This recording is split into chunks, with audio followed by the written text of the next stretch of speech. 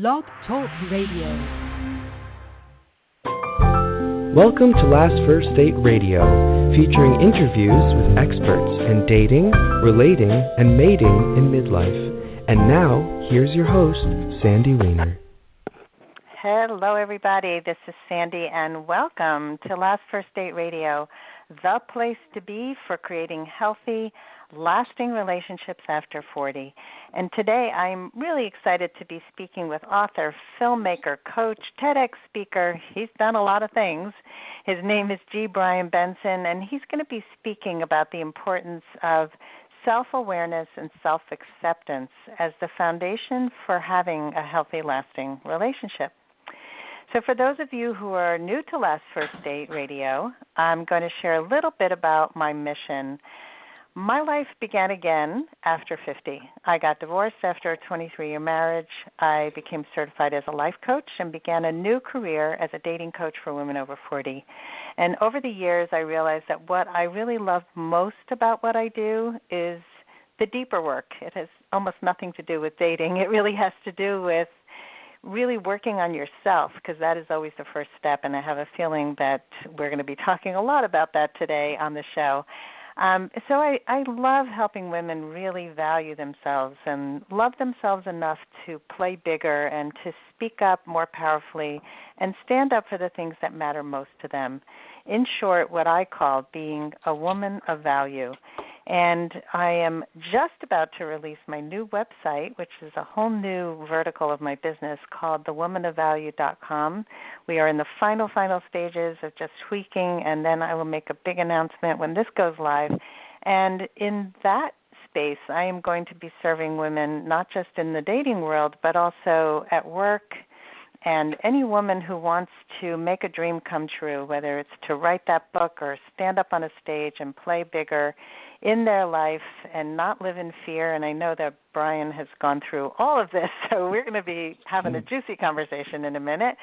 And every week I bring you a tip on how to be that woman of value. This week's tip is let go of toxic people.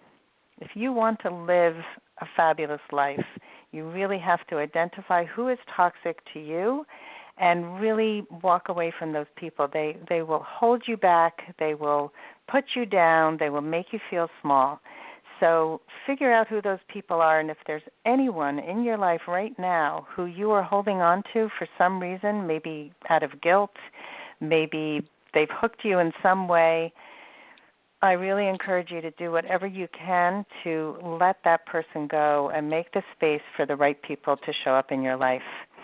Before I bring Brian on, I just wanted to say that I have a Facebook group. It's a free group for women over 40 who are single or in relationships and want to have the support of a dating coach who is rational and does not let you put men down.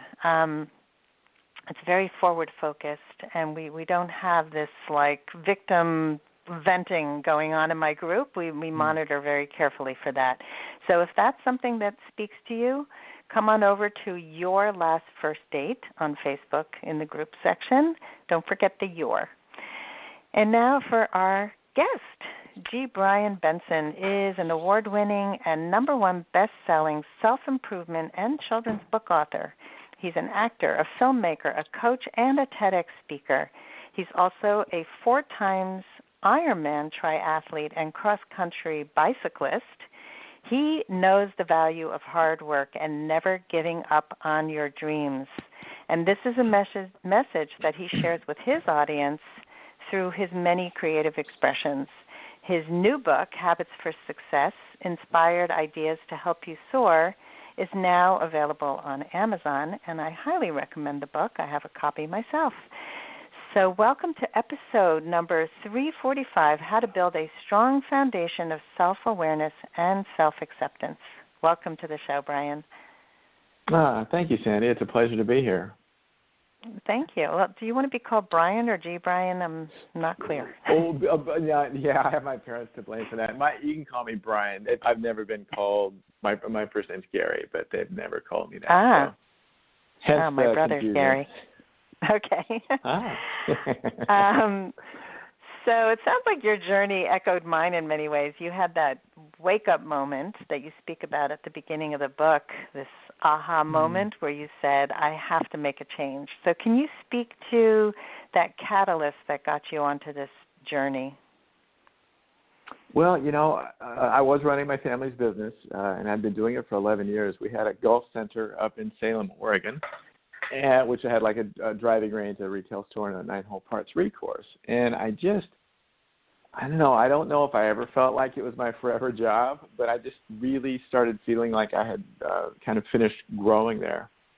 And I kind of felt like I had this gift inside of me that needed to come out, although I had no idea what it was at the time, and I didn't know how to release it. I just knew intuitively that I needed to try. And so I had a chat with my dad, and he was understanding, and he wanted me to be happy. And so I ended up leaving, although it took a year to actually do that because we decided to sell it, and I went through the process of listing it and finding a buyer. So for me, it was just this really strong feeling of just, it's time for something else. It's time for you to continue to grow and really see maybe what you were put here to do. Yeah. Did you have an inkling of what you were put here to do? Like, I know you're a creative person. Was there like a pull, like I have to be more creative? Like, what was there any of that? No, I honestly did not know pretty much anything that I'm doing now was inside of me at that point in my life. Although my mom reminded me maybe 6, 7, 8 years ago after I kind of began this journey that I'm currently on, that when I was 3, I told her that I was put here to inspire people. And wow. So maybe subconsciously I kind of had an inkling of what maybe my life's mission was. But it didn't really start to show itself until that final year of being in the business. I was out of balance, and I just sat down one day. I was so ready to hit the road, but I couldn't quite leave yet. I sat down one day and just wrote down 5 things that I felt would help keep me in balance at that period in my life. And whenever I started to feel out of balance, I'd pull that list out of my wallet and I would read it, and it did help me. So much so that my intuition said, expand the list and write a book, even though I'd never written anything up to that point. And so I just kind of let it pour through me over the course of a couple months. It's a fun, simple little book on a whole bunch of different ways to stay in balance. And so I self-published it, and it didn't sell a whole lot initially because, number one, I didn't know how to market it, and this was back in 2009. And number two, I was really scared to speak in front of people. And, I hadn't really come to that place of just, love and acceptance for myself, which, you touched on at the start of the show. So, but it won a couple of awards, and that just, I'm going, man, if I want to share this message, I'm going to have to learn how to overcome that fear. And so I just started the process of a whole bunch of different things to step out of my comfort zone. And through doing those, I'm happy to list some of them if you want, but through doing those, all these other opportunities and projects started happening, and my life just kind of changed almost overnight over the course of a couple of years. But I really started feeling alive and excited about these things and putting out positive content in a lot of different forms. So it really was just me just honoring that intuitive hit and following those intuitive breadcrumbs. So I think a lot of people don't get present, and they just kind of maybe feel something, and then they go, nah, that's not practical. I'm not going to do that, right? So yes, and those things definitely weren't practical, but they weren't meant to be. Yeah, I don't think following your dreams is usually practical. There's a pull, and if you really pay attention to your intuition, even leaving my marriage, I didn't have any place I was going towards. I just knew that I couldn't grow anymore, and I was being really held back. And I had a pivotal moment. I've talked about it, I think, here on the podcast before, but my ex-husband was a performer. He was a comedian. And one day we had done a children's TV show for Nickelodeon together, and he said to me, your dream has come true. You are on national television. And I said, this was a really fun project, and I loved it, but it wasn't my dream. It was yours. And it was just like, I didn't know what my dream was yet, but it was sort of that catalyst also, like, wait a minute, you can't name my dreams. I have to name my dreams. So well, right. It's just only we are the ones that can really feel what's going on inside of us and what drives us and what the direction that we want to head. Right, but and other people can help pull the dream out of us, can help us to articulate the dream, right? But so I'm sure that in your work you inspire other people to tap into their dreams also, right? I hope so. I mean, really, that's kind of what I feel like I was put here to do. I mean, I really don't try to tell anybody what to do in any of my work. I just try to kind of share what has worked for me and just maybe try to help inspire them just to step out of their own shadows as well and just really honor who they are and what they have to work with and to let it out, because I think we're not going to find the happiness that we all seek outside of ourselves. We already know that, but yet it's, I think we're here to learn and grow. I guess we're spiritual beings having a human experience, but the toughest thing I think that we've been assigned to do is to learn how to love and accept ourselves. So the more that we can help other people become aware and self-aware, just, then the process begins, because it all starts with self-awareness. Yeah, absolutely. So I know this is the topic of our talk today, but I want to go back first to the habits that you started, the list of things that would keep you in balance, because I want to share that with the audience. And then I want to get into the comfort zone piece, because that's huge. And I know for myself that was such a big piece, and the talking part, and I also did a TEDx and was petrified to speak on a stage. So I can relate to so much of your journey. But let's talk about those 5 things that were out of balance, how to keep yourself in balance. Sure. So, I don't think it's interesting. Well, the first 5 things that I originally came up with were, number 1 was to make sure that I was getting enough sleep. I know that sounds kind of cliche, but it really does make a difference. And number 2 was make sure that I was drinking enough water, because that surprisingly makes a big difference as well. Number 3 was to make sure that I was allowing myself to be creative every day. And at that time in my life, being creative meant just to play the guitar. I was kind of a closet guitarist. Number 4 was to make sure that I was, allowing myself to make sure that I exercised a little bit every day. And the final one was to make sure that I was allowing myself to have some quiet time or some alone time every day. And those were my original 5 tools to kind of help me stay in balance. I love it. It's simple, and it's also something that people don't do. Well, go ahead. No, it's and I just did had an interview yesterday and talked about almost the exact same things. I think we just forget to put ourselves on the top of our list, to take care of our needs first, because if we don't take care of our needs, we can't take care of anything else.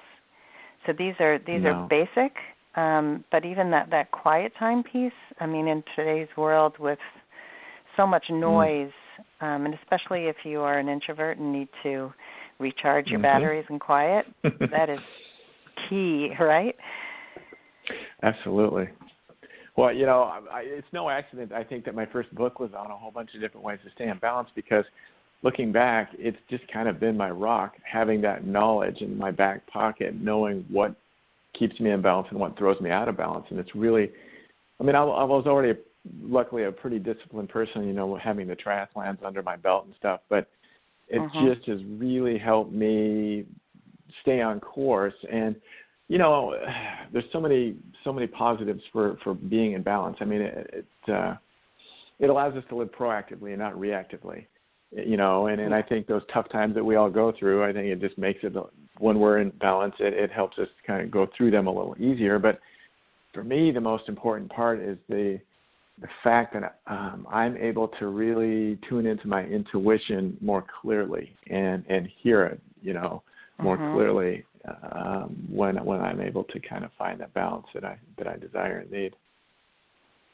Yeah, that's so important, because as I said before, people don't realize that they have that intuition often because they're so used to numbing themselves with busyness and just keeping at just the noise, the TV's on, the the texting, the constant not paying attention to you takes its toll. It really does. Let's talk about comfort zone, though, because I really want to get on that topic, and then we'll talk more about self-love and appreciation and how we can help our audience do a little bit better with that. But so what was so important to you about getting out of your comfort zone, and what are some of the things you did to get there?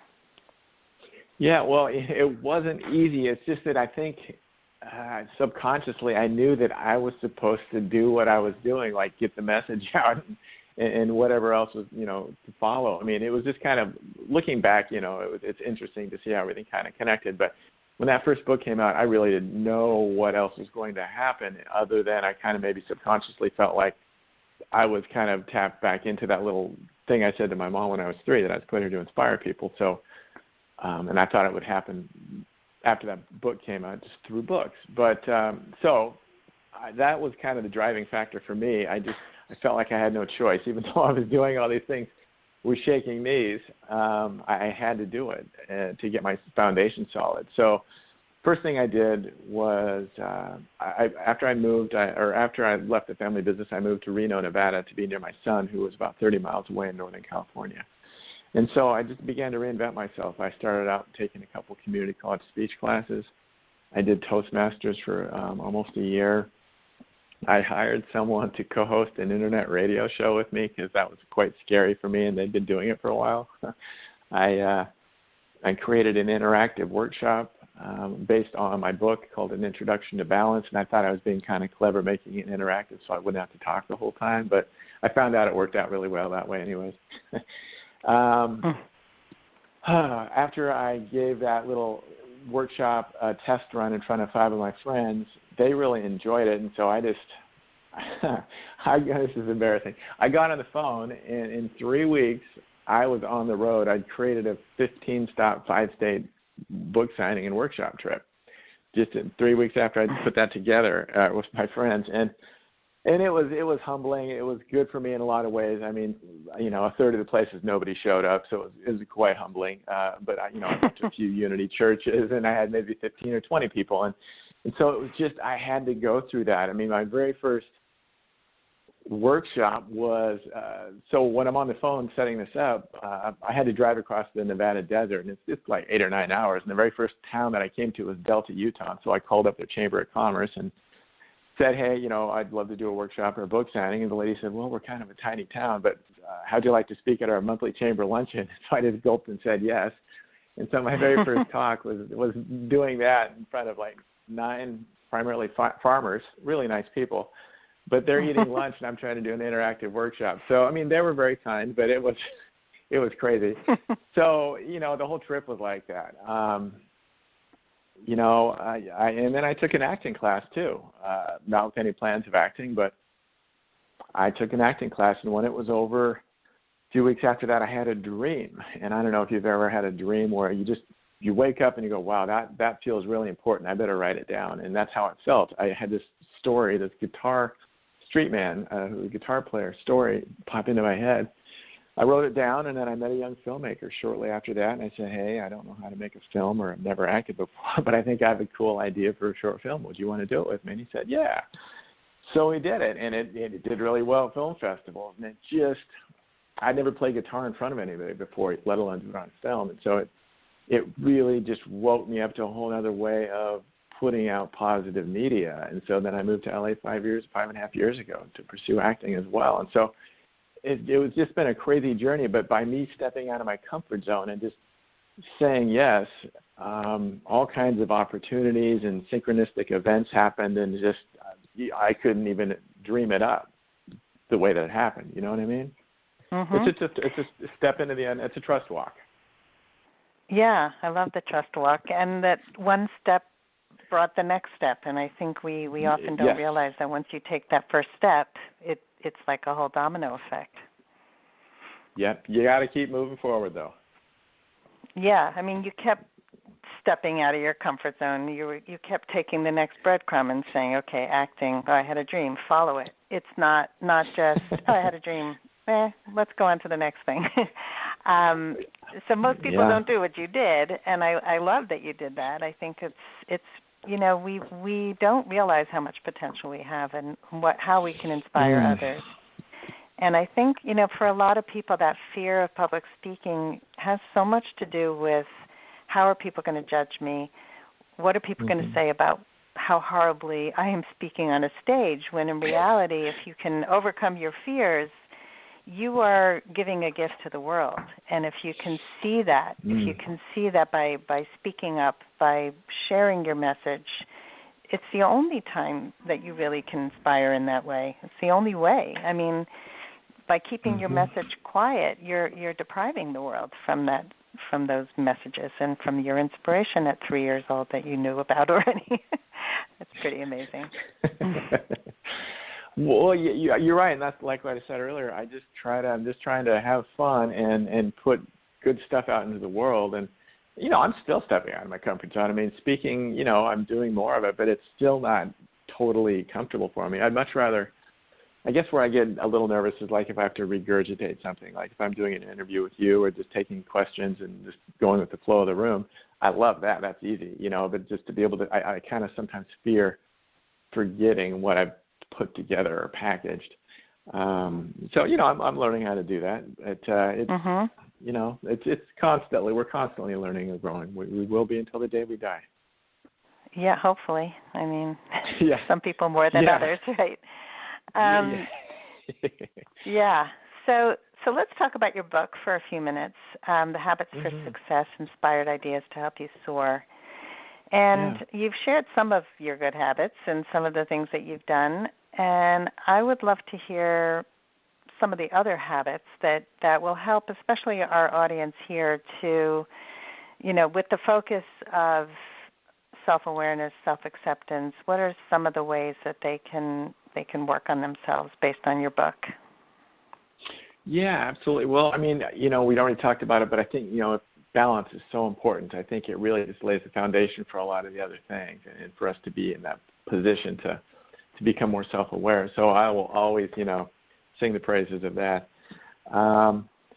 Letting go of judgment. There's a chapter in there on that.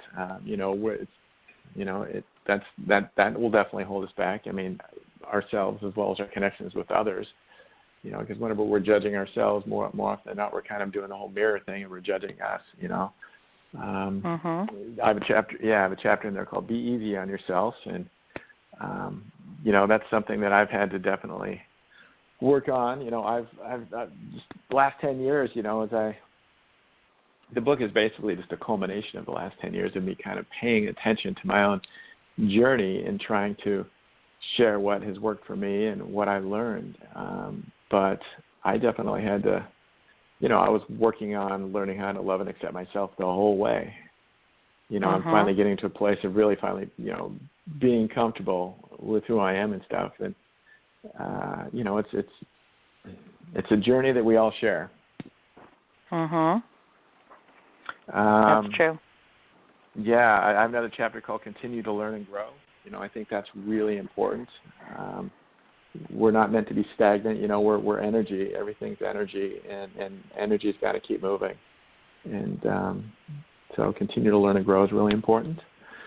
Another one that one of the points that I talked about in my TEDx, and it's also a chapter in the book, it's called Happily Expect the Unexpected. There are no rules.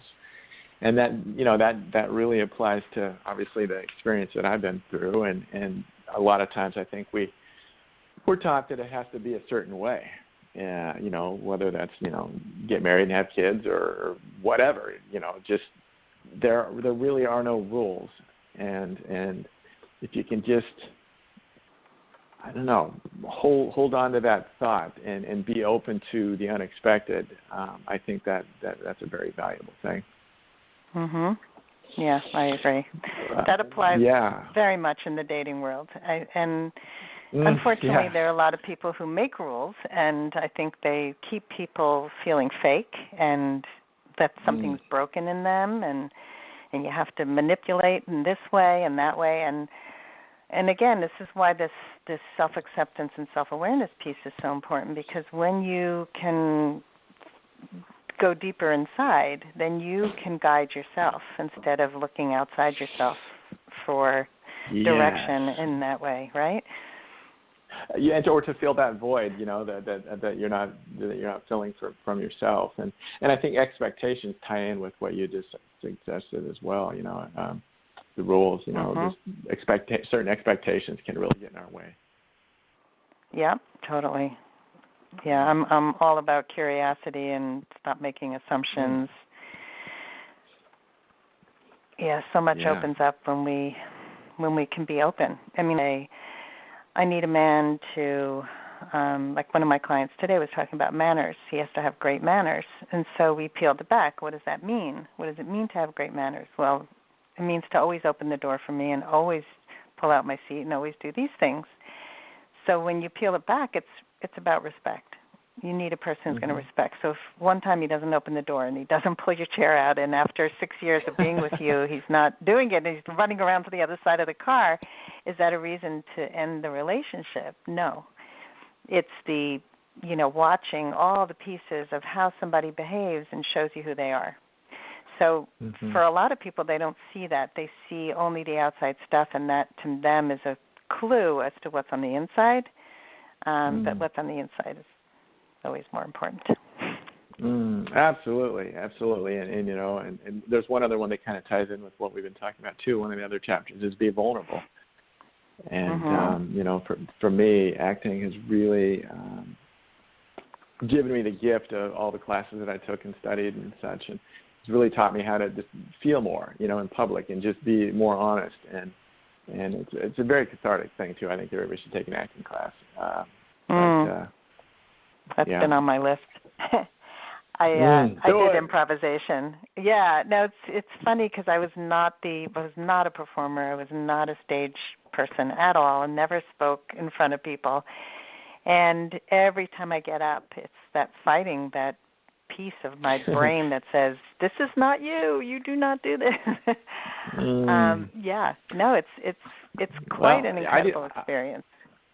Yeah, I mean, I'm an introvert too, and so it's not natural for me either. But what acting also taught me is that to stay out of my head, because and same with improv, if you get in your head, you're done.